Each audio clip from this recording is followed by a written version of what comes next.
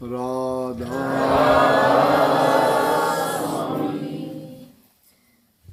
गुरा की लाडली सूरत के बारे में कहा गया है, ये जीव आत्मा के बारे में, क्योंकि इससे पहले वाला शब्द था उसमें भी ये बात थी, ये देश हमारा नहीं है, हमारा देश कोई और दूसरा है। और जब कोई दूसरे देश में चला जाता है तो उसको उतनी खुशी, उतनी आज़ादी और जो उसको शांति देने वाली चीज़ होती है वो उतनी नहीं मिल पाती, क्योंकि अपने देश में उसको हर प्रकार की आज़ादी होती है। दूसरी जगह में जाने के बाद में उस देश के कानून मानने पड़ते हैं। काल और माया के देश में जब ये रूह है तो इसको यहाँ के कानून कायदे, यहाँ के रीति रिवाज जो काल महाराज ने निर्धारित कर रखे हैं उनके अनुसार इसको रहना पड़ता है। लेकिन इसका जो देश है उस देश में जो शांति, जो प्यार, जो संतोष, जो समानता और प्यार मिलता वो यहाँ नहीं है। इसलिए समझाते हुए कहते हैं, मेरा भाई एक प्यार का बड़ा जिंदा ऐसा उदाहरण था जिसने साबित करके दिखाया कि सच्चा प्यार ही सच्ची भक्ति है। दुनियादारी की चीज़ें, लोक लाज या इस संसारी बंधन प्यार के सामने कोई मायने नहीं रखते। मेरा भाई राजपूत राजाओं के घर में जन्म था। बचपन से ही उसको लगन थी, श्री कृष्ण जी को इष्ट मानती थी और बचपन में ही उनको इतनी लगन और इतना प्यार उन श्री कृष्ण जी से हो गया कि उन्होंने सब कुछ उनको मान लिया। और वैसे शिष्य के लिए इष्ट होता भी सब कुछ है। जो सही मायने में जिससे जो प्यार करता है वो उसके दोष नहीं देखता कभी भी। माँ बच्चे से प्यार करती है, देखो उसको नहलाती है, धुलाती है, कपड़े साफ करती है, वो कितना भी अगर गंदगी फैला देता है तो भी वो कभी उससे नफरत नहीं करती, क्योंकि प्यार करती है। इसी प्रकार से प्यार भी जात और कुजात नहीं देखता। नींद जिसको आ जाती है, नींद जब आती है तो खाट नहीं देखता, पत्थर पे भी सोएगा तो वहाँ भी नींद आ जाएगी। भूख जब लगती है तो बुरा भात नहीं देखता, सूखी रोटी मिलेंगी तो उसमें भी आनंद आएगा। प्यार जब हो जाता है वहाँ कितनी भी इंसान को तकलीफ हो वो उस तकलीफ को नहीं मानता। तो सच्चा प्यार जब प्रभु से हो जाए तो उसको फिर किसी चीज़ की दरकार या ज़रूरत नहीं रहती। मेरा भाई ने इस बात को सिद्ध करके दिखाया। और जो भक्ति के रास्ते में बाधाएं आती हैं वो बाधाएं तोड़ना बड़ा कठिन होता है, क्योंकि दुनिया की लोक लाज, दुनिया की मर्यादाएं, नियम जब टूटते हैं तो लोग उनको बहुत परेशान करते हैं। लेकिन मेरा भाई ने तो शादी के बाद भी ये प्रण पक्का कर लिया कि मुझे शादी से कोई मतलब लेना देना नहीं है। फिर भी घर वालों ने उसकी शादी कर दी, लेकिन शादी करने के बाद में उसने गृहस्थ जीवन को नहीं अपनाया। घर वाले परेशान हो गए, लेकिन उनकी लगन घर वालों से, पति से, परिवार से नहीं थी।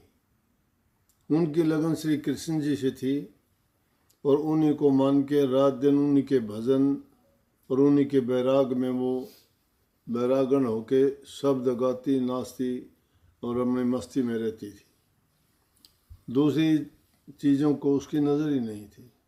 इसीलिए ये वाणी, ये उनके शब्द जितने बिरह के हैं, सब के सब प्यार के और लगन के हैं। और जो दुनियादारी की चीज़ें उन्होंने उन्हें बिल्कुल तुच्छ मानना कह दिया। कई वाणियों में आया है, अपनी माँ से कहती है कि मुझे हार श्रृंगार गहने अच्छे नहीं लगते, मुझे सुंदर कपड़े अच्छे नहीं लगते, मुझे ये अच्छे भोजन अच्छे नहीं लगते, चाहे वो कितने स्वादिष्ट हैं, लेकिन मेरे लिए स्वादहीन है। मुझे सब कुछ मेरे इष्ट देव से, कृष्ण जी से मुझे जो प्यार मिलता है और उनकी भक्ति में मुझे जो आनंद आता है, दुनिया की ये सारी चीज़ें उनके आगे व्यर्थ है। तो सच्चा प्रेम ये है, और सच्चा प्रेम ही सच्ची भक्ति है। जिसके हृदय में प्रेम नहीं है, समझो कि वो भक्ति नहीं करता। भक्ति तो जब मन प्रभु की ओर लग जाता है तो उसको सब एक समान दिखाई देता है, कोई उसको पराया नज़र नहीं आता, और ना ही वो किसी प्रकार की इन चीज़ों को देखता है कि तुझे कौन देखता है, कौन क्या करता है। वो अपनी मस्ती में रहते हैं। कितनी कहानी सुनोगे, भक्तों की तो अलग बात है, लेकिन सच्चा प्रेम जिन्होंने किया उनके भी अमर गीत होंगे। शशि फरियाद का सुनो, लैला मजनू का सुनो, हीर रांझा का सुनो, रोमियो जूलियट का सुनो, उनका भी सच्चा प्रेम था। वो प्रेम एक ही से था, दूसरे के लिए जगह नहीं थी। जिस प्रकार से श्री कृष्ण जी से गोपियाँ उनसे बहुत प्यार करती थी, सभी प्यार करते थे। उद्धव जी को एक बार उद्धव जी जाके कहने लगे गोपियों से कि तुम सब इतना प्यार कृष्ण जी से करते हो, एक आध मेरे से भी कर लो। और उन्होंने क्या जवाब दिया? वो कहती है, उद्धव मन ना ही 10-20, कि उद्धव मन 10-20 नहीं है, एक ही है। एक हूँ तो गयो श्याम संग को आराध्य ईश। जो एक है वो तो श्याम के साथ है, वो तो श्री कृष्ण जी के साथ है, दूसरा कहाँ से लाए यहाँ? इसका मतलब वही प्रेम का गीत इसमें गया है। वो कहते हैं कि गुरुओं की अगर प्यारी है तो उनसे सच्ची प्रीत क्यों नहीं लगाती? और सच्ची प्रीत जो नहीं लगाता है उसकी भक्ति नाकाम है, क्योंकि सच्ची प्रीत में ही। लेकिन मीराबाई ने तो पहले श्री कृष्ण जी को इष्ट मानती थी, बाद में उन्होंने गुरु रविदास जी को, जो बहुत ऊंचे संत हुए हैं, संत शिरोमणि कहते हैं उनको।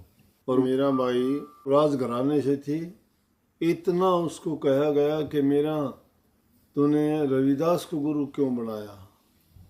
बोली कि आप रविदास को जानते क्या हो? तुम उसके यहाँ दुनियादारी की जाति देख के कहते हो, उसको मन को देखो, उसकी भक्ति को देखो। वो तो साक्षात परमात्मा के रूप है। और वहाँ जात पात का सवाल नहीं है, जात पात पूछे नहीं कोई, हरि को भजे सो हरि को होई। वहाँ जात पाती का सवाल नहीं है। श्री रविदास जी को तुम इंसान मानते होगे, लेकिन वो इंसान नहीं है। तो सच्ची प्रीत जब उनसे लगाई रविदास जी, कहा वाणी में भी आया है, एक आध वाणी में, कि मीरा को गुरु रविदास मिल गए। तो वही मीरा जी अपनी वाणियों में ये सिद्ध करके दिखाती है, जो उनने वचन कहे कि सच्ची प्रीति जो प्रभु से लगा लेता है तो उस जीव का कल्याण हो जाता है। इस दुनिया में तो अगर देखोगे तो 4 वर्ण के लोग हैं। 4 वर्ण से मतलब है, कही है ना कि 4 गली घर एक है। 4 गली का मतलब है 4 खान है। 4 रास्ते से जीव संसार में आता है। एक तो अंडे से पैदा होने वाले जीव हैं, दूसरे झिल्ली से पैदा होने वाले जीव हैं, जिसमें बहुत से आगे पशु पक्षी, पशु इंसान, ये चीज़ झिल्ली से पैदा होते हैं। पक्षी ज़्यादातर अंडों से पैदा होते हैं। फिर जल में पैदा होने वाले, मिट्टी पसीने से पैदा होने वाले 4 प्रकार की खान में कुल 84 लाख प्रकार के जीव हैं। 9 लाख तो जल के जीव हैं, 10 लाख पखेरु हैं और कीट भृंग हैं 11 लाख प्रकार के, और 4 लाख प्रकार के तो इंसान हैं जिनमें भूत पिशाच इंसान ये आ जाते हैं। लेकिन उनमें से सबसे उत्तम जो से इंसान को माना गया है। तो कहते हैं कि उन 4 खान में घूम घुमा के ये जीव जब तक सतगुरु से इसने प्रेम का नाता नहीं जोड़ा, ये अपने कर्म भोगता रहा, ऊंची नीची योनियों में आता जाता रहा और अज्ञान के बस जो कर्म किए वो कर्म का परिणाम बनता रहा और उस कर्म को भोगने के लिए बार बार दुनिया में आया। क्यों आया?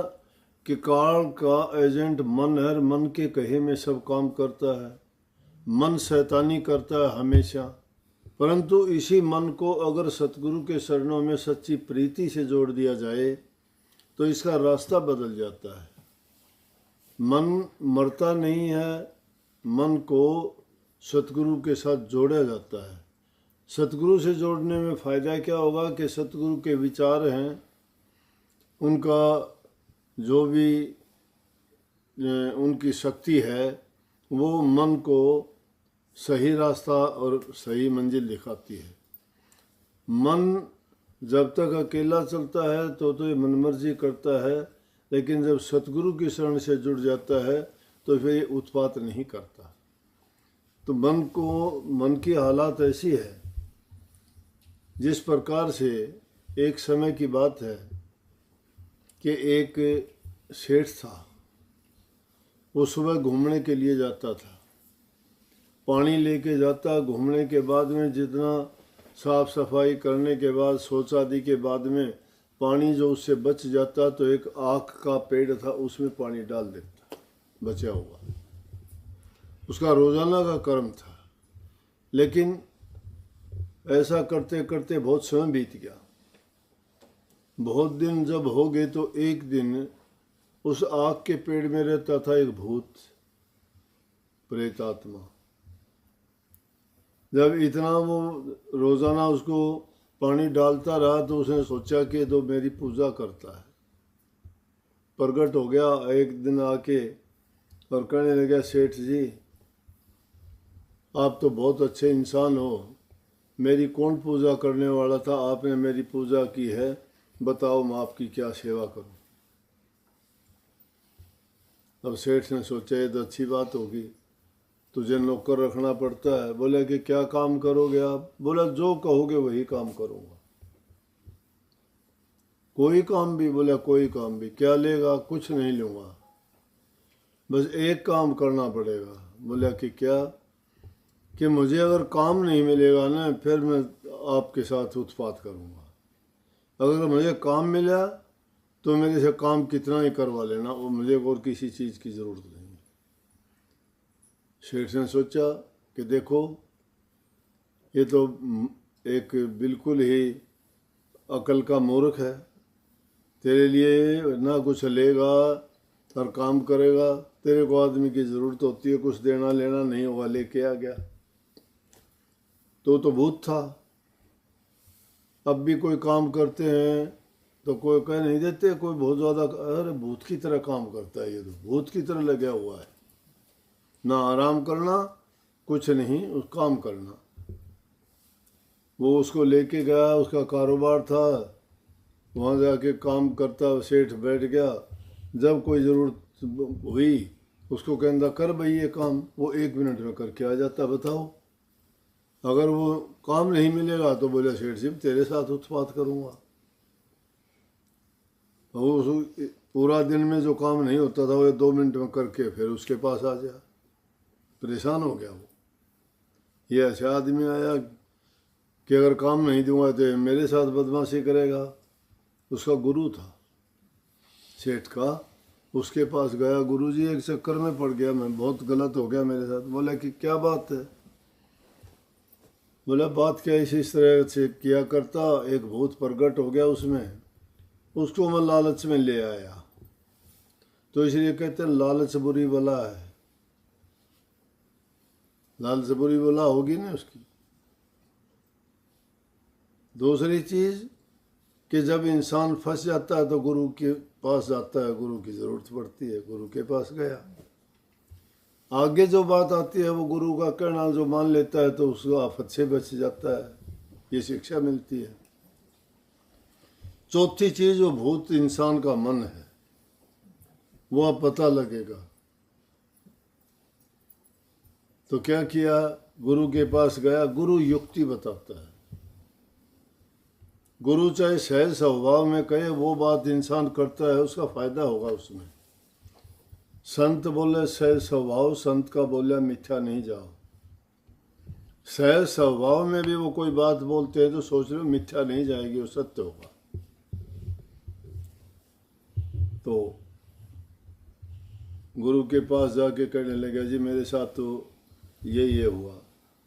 गुरु कहने लगा कोई बात नहीं, बोला उसका इलाज ये करना कि दुकान के सामने जाके एक लंबा बांस मंगवा लिए उससे, और बांस मंगवा के बांस काट देना, कहना कि काट इसको। और जब काम हो, काम करवाने के बाद और वो आके कहेगा जी काम बताओ, तो आपके पास कोई काम नहीं हो तो उसको ये कह देना बांस पर चढ़ और उतर। काम जब करवाओ तो सब, और फिर वो बांस गड़वा, उसको भी जच की बात के भाई सेठ को तो कोई न कोई इलाज मिल गया तेरा। कहने लगा कि जी बांस गाड़ दिया, बोला ठीक है। तो अब ये कहावत भी बन गई ना, बोला कि ये कहाँ बांस गाड़ दिया, बोलते हैं कि नहीं। कोई जब किसी बात हो जाती है जो आदमी काबू में नहीं तो कहते हैं कहाँ बांस गाड़ दिया। ये बातें, ये घटना घटित हुई इसीलिए वो कहावत बनी। तो जब काम नहीं हो सेठ उसको हुक्म दे दे कि इस बांस पर चढ़ उतर। उतर के नीचे सेठ के आगे हाथ जोड़ लिए, बोला सेठ जी मुझे छोड़ने का क्या लोगे। बोले अल्लाह मैं छोड़ दो वैसे ही दूंगा। बोला यूँ बताओ आप कहाँ गए थे, किसने आपको युक्ति बताई। बोला गुरु ने, मेरा गुरु है उसने बताई, मैं तो परेशान हो गया था। तो ये बात सोचने वाली ये है कि मन जो भटकाने का काम करता है ना, ये ना गुरु से प्रीत करने देता है, ना प्रभु से प्रीत करने देता है, ना नाम भजन में हमें बैठने देता है, ना नाम का सुमन करने देता है। ये भूत है, ये भूत है। लेकिन इस भूत का इलाज गुरु के पास चले जाओगे तो इस भूत का इलाज बता देंगे, जैसे सेठ को बता दिया। तो कितनी शिक्षा मिली इस बात से कि सच्ची प्रीति लगाओगे, गुरु के वचन में चलोगे तो हर प्रकार से आपका कल्याण होगा, हित होगा। और वो सच्ची प्रीति जब उनसे होगी तो आपका इस संसार से, जो देश हमारा नहीं है, जिसमें घूम घूम के छिक लिए ना, ये देश हमारा नहीं है। जो हमारा देश नहीं, आप इंडिया में जिस आज़ादी से रहते हो, करते हो, घूमते हो, यहाँ नहीं कर सकते ना, डरते हो कि कभी ये कर दें तो हमारा कोई साथी नहीं है, सगा नहीं है, संबंधी नहीं है, डरते हो कि नहीं। इसीलिए रूह भी डरती है यहाँ पर। इस काल और माया के देश में आके इसको भी उतना ही डर है। इसमें जब ये अपने निज घर में पहुँच जाती है और उसके लिए तड़पती रहती है, जैसे आपको तड़प हो के कम से कम काफ़ी दिन हो गए मिले, अपनों से तो मिलाए। इसी प्रकार से ये रूह भी अपने देश के लिए हमेशा इसको ये बैराग लगा रहता है कि मैं इस दुनिया को, इस देश को छोड़ दूं। रहते हुए तो सारे काम करने पड़ते हैं क्योंकि ज़रूरत है जीने के लिए, लेकिन सच्चा सुख यहाँ नहीं है। सच्चा सुख तो इसको अपने घर जाने में ही मिलेगा। तो मेरे भाई ने इसीलिए उस सच्चे प्रीति की प्रेम के गीत गाए कि सच्ची प्रीत जिसकी लग जाती है उसका कल्याण हो जाता है। बाकी झूठी बात इधर उधर की, रात दिन शब्द गाते हैं, रात दिन हम सत्संग सुनते हैं, बड़े दिखावे के काम करते हैं, लेकिन हृदय से हम सच्चे नहीं हैं। हृदय में हमारा प्रेम नहीं है। हम तो और ही बातों को कुरेदते हैं, औरों को देखते रहते हैं, अपने बारे में नहीं सोचते, दूसरों के बारे में ज़्यादा चिंता रहती है। कौन क्या करता है, कौन क्या बोलता है, कौन किससे बात करता है, कौन क्या खाता है, कौन क्या पहनता है। अरे तुझे पराई क्या पड़ी, तू अपनी आप न मेल। सच्ची प्रीत जब हृदय में लग जाती है तो उसको दूसरे की देखने की कहाँ फुर्सत। इसीलिए संत महात्मा जो प्रभु के दीवाने हुए, नाम के दीवाने हुए, उन्होंने किसी की परवाह नहीं की, मस्त रहे हो। सबको बहुत बहुत आशीर्वाद। राधा स्वामी।